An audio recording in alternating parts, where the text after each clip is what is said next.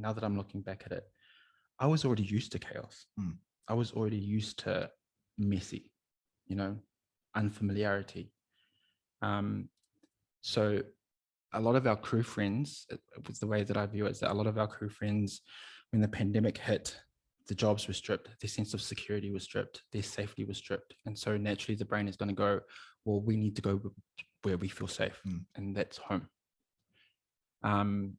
For some reason, I think because I'm so used to this, I'm sensitized to chaos. I didn't see the need to move home. Like, yes, the security of the job had been stripped away from me. But when you're raised in an environment where you're used to uncertainty, where you're used to chaos, when chaos actually arrives in your life, it's not unusual. Right. You don't feel the need to run. You don't feel the need to fight back. It's kind of like, well, you absorb it. This is normal. Yeah. And I guess that's how mentally I've been able to stay somewhat sane through this whole, these past 2 years, is because although the trauma of my childhood was horrific, a positive out of it is that when this pandemic hit, I've been able to stay standing mentally. Before we segue into that, the next part, that downtime you had during that lockdown period and things going completely quiet. Yeah. Do you feel that was also a massive time for you to then reflect on your upbringing, why you're able to sort of look at things a different Essentially, way? Like I was forced to confront a lot of things that I knew needed to be confronted. And I identified these patterns, generational patterns. And I started wanting to understand why it was that I functioned the way that I did. Why did I think the way that I did? Why do I feel the way that I do? And I suppose that's where my interest in psychology started, was trying to understand the brain, right, and how it functions and how it works and why people do things the way that they do. Yeah. And also it's been a form of therapy. Yeah. Like I can't articulate this in any other way, but when you know how the brain works, you just get the sense of relief. You're like, that means I'm fucking normal then. Yeah. Like this whole lifetime that I've spent thinking I'm not normal, this isn't, like, I'm abnormal. When you actually take the time out to study the brain and think and look at how it actually all connects, the relief of like, oh, that explains it. Like, now I get it. It's this form of therapy. And the most powerful thing is that you're now in a position to utilize that to your advantage. Like, because now you know how it works. Now you know how your emotions work. Now you know why you think the way you think. You're now in a position, you sit back in the pilot seat. Yep. Like, essentially what I look back on the last 34 years is I've left the pilot seat unmanned and I've just been drifting through life. And now I feel like I'm in a position where finally I'm sitting down in the driver's seat and I'm like, I'm in charge. I'll now. steer it now. Yeah. So let's go there, bro. Like, so, we had time to reflect. The year was mental. You said it was chaos for everyone, including, yourself. So you go and you start reflecting on your childhood and your upbringing. So let's go there. Let's talk about that, bro. So what was it, or what, in depth, what sort of has brought you to this path and to how you think now? Where did it all start? I always remember a child there's different points in my life where I can always remember asking the question, why me? I distinctly remember after certain events that happened in my life, I would just question. I just was always one that was like, why me? I never asked to be here. I never asked to exist. So why am I going through all of this shit? Like, what? It didn't make any sense to me. And as a child, I just couldn't make any sense of it. Like, this hurt and this pain. And I was just like, why? What is the point to all of this? And a lot of that pain, a lot of, like, now how I studied it, like I started to look into trauma. And essentially, like I said to you before, through what I've found out through my personal studies, is the brain is developing at a rate in the first 2 months of life at the most. It's developing at a rate that's so fast it will never develop at that rate ever again in your lifetime. So in the first 2 months of your life, your brain is literally at its like peak. It's absorbing everything. And if you're an infant in that 2 months where you're around a lot of trauma, you absorb that. Absolutely.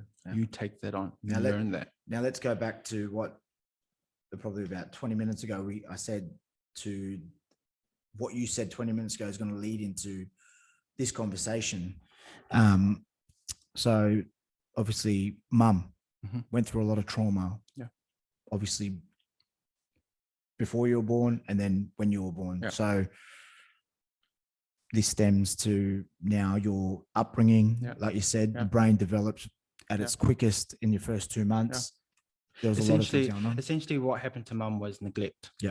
Abandonment. So, she's pregnant. She's young. She's having something happen to her body that she doesn't understand. And the person that she thought she could rely on neglected her. And neglect is, I don't think people understand the power of neglect. Neglect is a huge thing. Like I said to you before, as a human, we need interaction. We need connection with other people. And when somebody neglects you, when somebody abandons you, your self-worth is shot. Essentially, the message that I got by my dad, my biological dad, not being there, the message that sends to a child in their childhood is, I must be really hard to love. I must be unworthy of love. This person couldn't stick around and fend for me, feed me, look after me, nurture me, grow, like help me develop as a human being. This person neglected me. And essentially the message that a child takes on in that kind of environment is, I must be hard to love. And the thing is, I've used this example a few times to a few people. When a child's learning to walk, essentially what the brain is doing is repetition. You see a child will fall and they'll get back up again. And when they try it again, they're trying it the brain's trying it in a different way to how they're just stuffed up, They keep trying and learning. Just troubleshooting, basically. Until they get it. And then once they've got it, they're like, okay, because the brain is so efficient, it's not going to spend the rest of its life thinking this whole process through every time we walk. It puts it into the subconscious. It puts it into this part of the brain where we don't need to think about it because we've nailed the skill. We know how it works. We don't need to think about it. So essentially now as adults, when we walk, we don't think that the brain's literally not going through step by step, balance, agility, all this kind of stuff. It's we've mastered that skill. We don't need to think about it. If in the first 2 months of your childhood, you're learning this message of, I must be difficult to love. The brain then puts that message into your subconscious and you don't even know that you're living like this. When I look back at the relationships that I've been in, I've sabotaged a lot of relationships because of this mentality. Like when I feel this person is getting too close to me, I've got to you push back. I push back because it's this, I know I'm hard to love. This person could possibly neglect me. So I'm going to push them away because it's safer for me to be here than to, again, it always comes down to safety. The brain is always thinking like, how can we survival? How do we stay alive? How do we protect ourselves? And as soon as those things are triggered of, fear, of neglect, all of that kind of stuff, the brain is kind of like, well, you need to back off. Yeah. So that's like you just said, like you explained that so well, how mum went through it. You go through this as growing up without even thinking about it. Yeah. Okay. And then it's like ping pong. It goes back and forth. It goes back and forth. That's the thing, like, that's a direct trauma that happened to me. And, as life progressed, indirect though, right? Indirect trauma that happened to you that you then carried. Yeah. Right. Yeah. Sorry. And then obviously as life goes on, other factors start happening in your life. Yeah. And we grew up in a household where, you know, and in Polynesian culture, we shy away from using strong words, in the hope that we don't want to offend anyone. We don't want to talk about the hard stuff. It's better to keep the peace and shove all of this hurt. I can carry the hurt. That's strength. But I've learned in my experience that this taboo thing to not talk and not have a conversation with someone is destructive. It's life-threatening. Yeah. Like, if we're not in a position where we can talk about the real hard stuff, and I mean no filters, being real, being honest, it's fucking scary. Yeah. Like, it's like I said, it's survival. The brain is thinking, like, why are we going down this path? Like, we've been down this before. Like, you get triggered, and triggers go off, and so let's stay away from this topic. Yeah. But I'm in a place in my life now where I'm done with that. Yep. I'm done with hiding away from the truth. The truth. Because the only way we can break this generational cycle, or this pattern happening again, is if we confront it head on, and we have real conversations. And I know that even in my own ainga, there are still some conversations that we need to have. Absolutely. And it baffles me that for so long we've just shoved it under the rug because it's just easier to do that. Yeah. When my brothers and my sisters started having children, I started seeing the cycle happen again, repeat itself, and I just thought, no, we can't do this. You got to change the course. We've got to change. Yeah. You spoke about this before we got on air, and that doing this podcast and speaking up and speaking the way you are could, or maybe would, have some negative effect on the family, right? And I know you made a phone call today to mum and said that I am doing a podcast and I'm going to talk my truth and etc. Touch on that. Why did you feel like you needed to do that? Because I want to make the audience understand. I think, like, you did hit it on the head then, is that I guess it could be most families. Well, I know Pacific family. Yeah. That, and I told you of an event that we went through our family in 2006, 2007. Similar thing happened. Something tragic happened to the family. The way it was sold to the family, rather than talking about the actual event for what it was and how they got there, was then a misleading story and sold to the family and packaged that no, it was something else. Wasn't their fault, wasn't so-and-so. So, I don't want to go into that story, like, because of respect to the family, but like you said, it was suppressed. The actual truth was suppressed and shoved under the carpet. Let's not talk about it. Let's just live it the way we've been packaged to believe it was, right? So, age 37, I look back at that and I go, we were all told a lie. Yeah. And there was that lie was detrimental because we were all the same age, me, my cousins, and the younger ones who grew up in that time actually believed that. Yeah.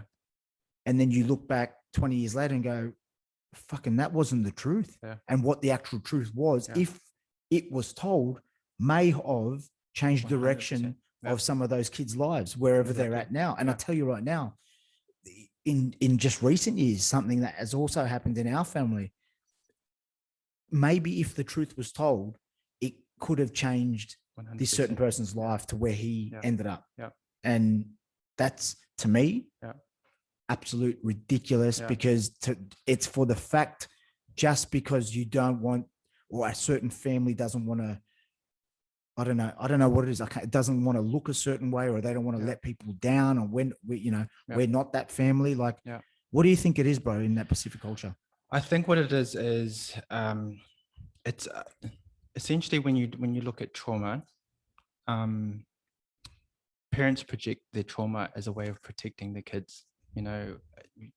You've lived through an experience, and you love your children so much that you want to protect them from that. You don't want them to go through what you had to go through. essentially the way that I look at it is, this person, the family member has experienced a fear. They weren't able to deal with that fear. And by protecting, essentially what they've done is they've projected that fear onto their children. Yeah, go on. Yeah, sorry. They're projecting limitation onto their child out of fear, purely because they want to protect the child. And what I've learned and the way that I've looked at it is that I know things were done out of love. I know that I don't ever say these things to try and accuse anyone, or like I've said, the question isn't what's wrong with you, or why did you do that? It's, well, what happened to you? Like, so like, how did you get to where you were? Because what you did, like, yeah, what you did to me was fucked up. But what happened in your life? Like, how did you arrive at that place? Because obviously something's happened to you for you to arrive there. And then, as you dig back further and further back, you find this pattern that just keeps going on and on and on. And I've identified this pattern. I'm just like, it needs to stop. It needs to stop. Somebody needs to stand up and say, hey, we're bringing up our next generation. They need an opportunity to survive without all of this chaos that's happening in our lives. Yeah. So yeah, I experienced neglect, abandonment, and this is another thing. Like in Polynesian culture, we try and move away from hard words. Like, it's so normal. Like, we had this conversation yesterday. Getting or hiding in our culture is so normal. Yeah. It's so normal that we laugh about it. Yeah. We tell stories of how your mother just looks at you, and you're in trouble. And it's funny, like you say, how it's normal, because we joke amongst the brown boys and that, and I've joked around my white friends, and especially some of the females. Yeah. It's a joke. We go, I'll give your little one a hiding. Yeah. All right. Just as it's a backhand comment. And they're like, no, I'm not going to ever, no, I'm joking. But like, for us, it was so normal. That was the first thing you do. You were scared of your father or the father figure, or even the mums, bro, sometimes, because, do you know what I mean? Like, mums, you don't want to mess with an island mum. Yeah. Like, and when you look at it, if we're going to be real and we're not going to filter it as a hiding, it's physical abuse. Yeah. If we want to be honest, if we want to be real, we need to change the way that we're speaking about it. Yeah. And we need to break this idea that it's normal for physical abuse to exist in our culture, because it's not normal. No. So this is how the story goes, is that, I grew up in a culture where it was normal to get beaten up, whether that involved being like hit in the face, hit anywhere in your body. And what that teaches the child is, I don't value your body. I don't respect your body. And the child is like, okay, so if this person that I love and I trust with all my life doesn't value and respect my body, then I don't value and respect my body. And it led on into something that is very destructive in our something that's very destructive in Polynesian culture, and it needs to be spoken about. Yeah. We're good? Yeah, good. We're good. Is this idea around when, so essentially, like, as a child, when you're being taught this message of, I don't value your body, I don't value the limits, or the limits around your body. When we're not talking about sex either. Yeah. When somebody starts to touch a child in an inappropriate way, if that child has already been subjected to physical abuse with this message of, I disrespect your body, the child who doesn't know how to understand what's happening to them sexually is not going to speak up. It's now become a thing where, like, I don't know what's happening to me, but maybe this is normal. Maybe this is, a thing that I don't know how to process this. Yeah. I don't know how to deal with this. And And it's because we're not having the conversations early on to explain to our children, don't, nobody's supposed to touch you in this way, And I think that's a conversation that we need to have. Oh, absolutely. But we said this before hopping on air, is that when you're so used to a certain act, as in a hiding, you've done wrong, I'm going to give you a hiding. Yeah. And then, you're so used to that becomes the norm. Yeah. So then this other act happens. Yeah.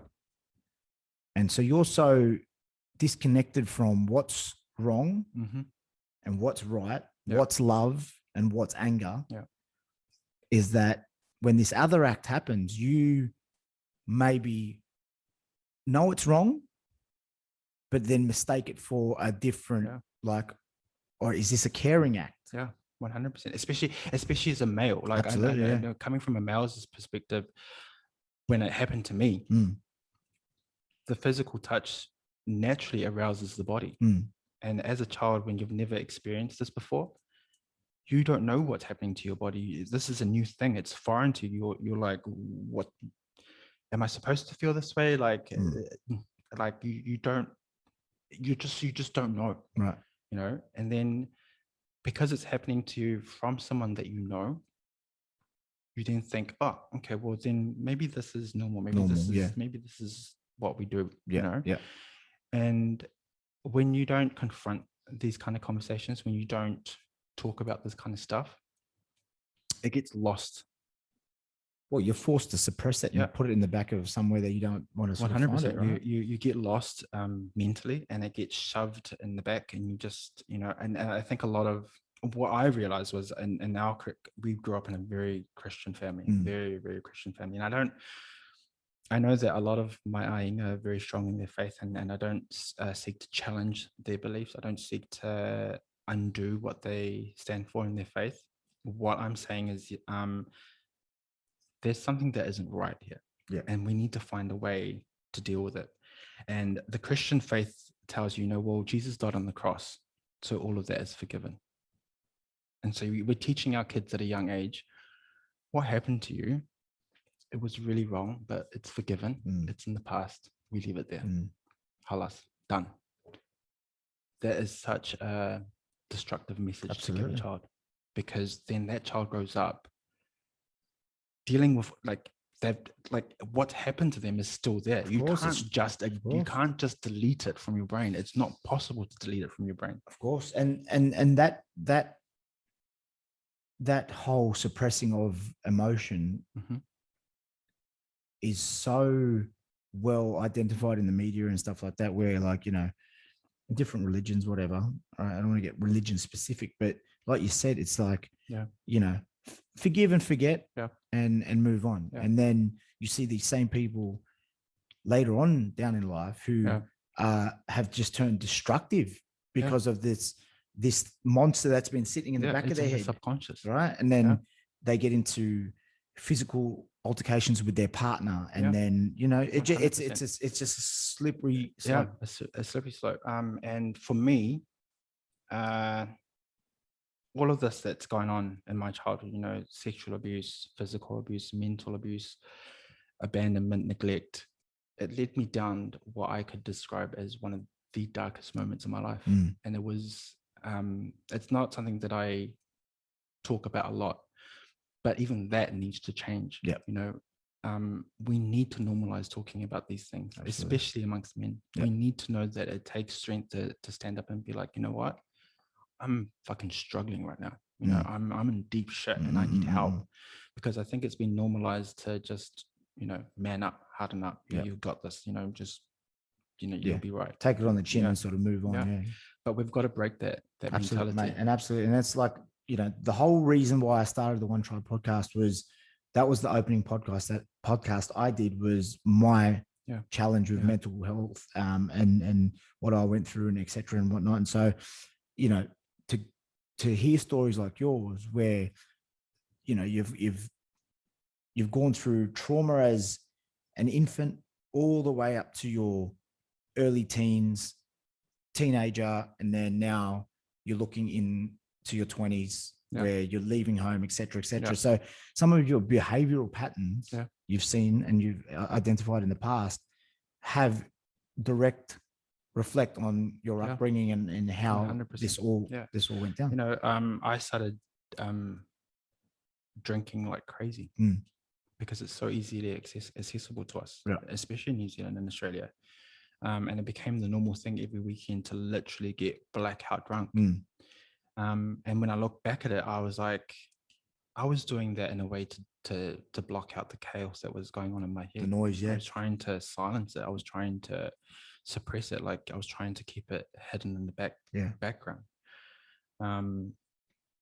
And I remember so many times, literally sometimes waking up on the street, on the on the road in my own vomit, and I'm sick, and it's literally just trying to silence the noise, the chaos in my head. And eventually, because I didn't know how to manage that, and you know, growing up in a church where you're constantly being told, you know, it's forgiven, let it go, let it go, let it go, it's, you know, it's in the past, it's in the past. That doesn't work. I'm here to testify that it doesn't work. You know, there are extra steps that need to be taken. Absolutely. You need to be able to talk about what actually happened, you know, like, and I think, well, my perception of what we were raised in our Christian home was that, you know, it's been forgiven. Like you have freedom now. You don't need to carry that anymore. Yeah. And it's kind of like, yeah, okay. While it does make some sense for some people, not everybody can perceive it that way. And even though I keep trying to drill it into my head that, yeah, okay, I'm free from this, you know, it's been forgiven, it's been, you know, it's let go. The brain is conditioned to function. And if it's stuck in the subconscious part of your mind where you're like I said before, where you're walking and you're not thinking about it, you don't know that these things are having a direct impact on how you live your life. Your behaviors. Yeah. Your patterns. You're literally in autopilot. Your brain's, you know, if anyone's old enough to remember a what do they call it, a telefax or whatever, like where you put business cards and phone numbers in this, your brain is like that. So if that memory or that trauma is in the Z list all the way back there, it's still there. Doesn't matter on who has touched you on the shoulder and said it's forgiven, please, you know, and forget it. It's still there. Yeah. And that's another thing is there's triggers. I was about to say that you can be triggered at any time. Like if you, like you've got your different senses, your smell, your taste, your touch, your sight, what you see, what you hear, everything, you know, it can trigger a part of that brain. For example, if you smell a cologne that the abuser was wearing, like the way that the brain is structured, this part here is called the brainstem, and that's where like all the information that's being processed and being sent to your brain literally has to go through the brainstem first. The brainstem is where all of our emotions are, essentially. I'm giving a very basic overview of what I've learned through studying psychology. And there's no logic in that part of the brain. In the brainstem, there's literally no logic. The cortex, which is the outer part of the brain, the top part of the brain, is where all your logic is. That's where all your reasoning is, where you make sense of things. And essentially is what happens is when information is being passed up, you can't skip this part. It's your biology. It's how we are. It has to be filtered through this part. If a smell passes through this part of the brain and it triggers a memory of, say, an abuser, the instant reaction is we're in trouble. There's no logic. There's no logic in this part of the brain that's going to tell you, well, that actually happened years and years and years ago. It's not, you know, you're not in that exactly. You don't have access to that part of the brain yet. And so it activates your stress response system. And you start, when the stress response system is overactivated, it literally shuts your brain down. I haven't pressed that much further into how the brain functions, but it literally shuts your brain down and you have no access to your cortex. You have no way of reasoning. You have no way of making sense of what's going on. And that's why when you see someone who's in a complete fit of rage and you're trying to tell them, hey, calm down, settle down. Like you've probably seen it in your lifetime where people are in scraps. When you're trying to tell them to calm down, that person literally cannot No. because they're stuck in yeah. the brainstem. They have no access to the cortex. They cannot get to the part of the brain where there's reasoning and logic. It's the brain's essentially not working. And so you've got to allow time for this person to process the emotion, to process the what's going, you need to regulate the brain. You need to bring the brain back